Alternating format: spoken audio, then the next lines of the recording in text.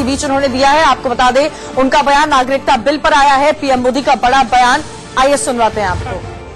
पाकिस्तान में अल्पसंख्यक कौन है, बांग्लादेश में अल्पसंख्यक कौन है, अफगानिस्तान में अल्पसंख्यक कौन है, इन अल्पसंख्यकों को, और उनमें अधिकतर हिंदू थे, सिख थे, बौद्ध थे, जैन थे, ईसाई संप्रदाय के लोग थे, पारसी लोग थे।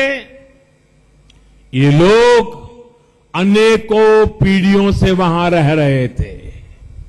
वो कहीं और से वहां जाकर नहीं बसे थे। इन लोगों ने अलग देश की मांग भी नहीं की थी। उन पर तो ये फैसला 47 में थोपा गया था। हिंदुओं में भी अधिकतर दलित परिवारों के लोग थे, जो विभाजन के बाद पाकिस्तान में रह गए थे। और ये वो लोग थे जो वहां साफ सफाई का काम करते थे, जिनको पाकिस्तान के जमींदारों ने वहां सेवा के लिए, कामकाज के लिए रखा था। वहां जो दलित, वंचित, शोषित रह गए थे, उनके साथ अमानवीय बर्ताव हुआ। उनके मंदिरों पर कब्जा किए गए। गुरुद्वारा हो, चर्च हो, हर तीर्थ क्षेत्र, हर श्रद्धा केंद्र संकट में आ गया। घर तो उनके पास क्या थे, तो झोपड़ियों में जिंदगी गुजारे थे, उन पर भी कब्जा कर लिया। बहू बेटियों के साथ दिन दहाड़े अत्याचार हुए।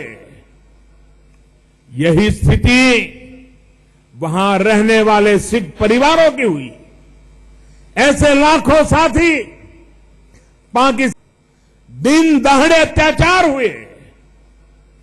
यही स्थिति वहां रहने वाले सिख परिवारों की हुई।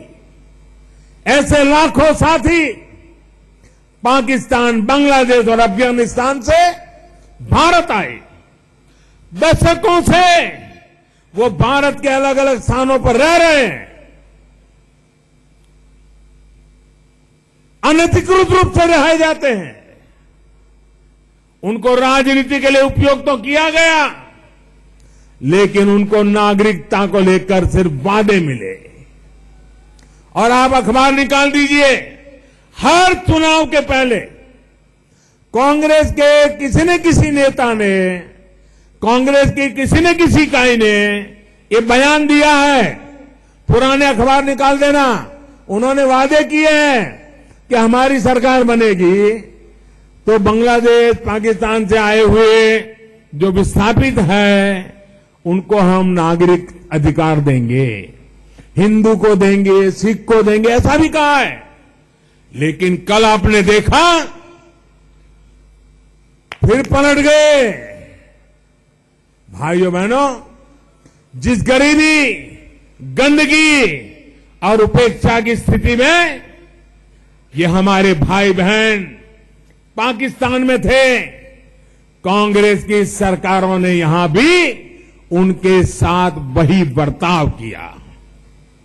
भाइयों और बहनों, 10 साल पहले जब अफगानिस्तान में तालिबान के हमले बढ़े तो दर्जनों ईसाई परिवार भी किसी तरह अपनी जान बचाकर भारत आए थे। भारत इसलिए आए थे क्योंकि उनके भी पुरखे इसी धरती से जुड़े हुए थे। लेकिन इन लोगों का भारत में आने के बाद कांग्रेस की सरकार ने साथ नहीं दिया। ऐसे ईसाई परिवार आज भी बहुत ही दयनीय स्थिति में जिंदगी गुजार रहे हैं। साथियों, आज जब ऐसे लाखों गरीब, प्रताड़ित, वंचित, शोषित दलित परिवार, सिख परिवार, ईसाई परिवार, उनको भाजपा ने अपने वादे के अनुसार नागरिकता देने का कानून बनाया तो कांग्रेस और उसके साथी उसका भी विरोध कर रहे हैं। आप मुझे बताइए भाइयों बहनों, उनको न्याय मिलना चाहिए कि नहीं मिलना चाहिए? उनको भारत में शरण मिलनी चाहिए कि नहीं मिलनी चाहिए?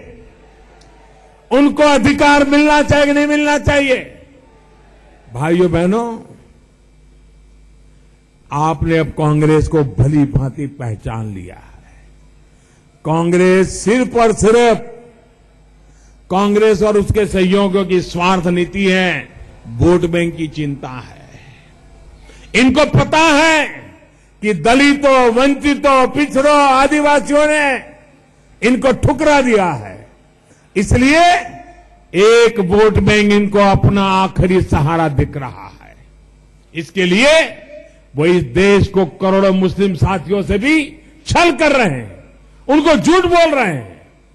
साथियों, ये जो नागरिकता के कानून में संशोधन हुआ है, इसका भारत के नागरिक जो हमारे मुसलमान भाई हैं, इस कानून से इस देश का हिंदू है, मुसलमान है, ईसाई है, पारसी है, बौद्ध है, जैन है, जो पहले से भारत का नागरिक है, उनको इससे कोई लेना देना ही नहीं है, उन पर इसका कोई प्रभाव नहीं है, लेकिन झूठ बोले जा रहे हैं। भाइयों बहनों, इसी तरह की राजनीति के लिए ही कांग्रेस और उसके साथी नॉर्थ ईस्ट में भी आग लगाने की कोशिश कर रहे हैं। वहां भ्रम फैलाया जा रहा है कि बांग्लादेश से बड़ी संख्या में लोग आ जाएंगे, जबकि कानून पहले से ही भारत आ चुके शरणार्थियों की नागरिकता के लिए 31 दिसंबर 2014 तक जो भारत आए, उन शरणार्थी को ही इस व्यवस्था का में रखा गया है। सुना आपने प्रधानमंत्री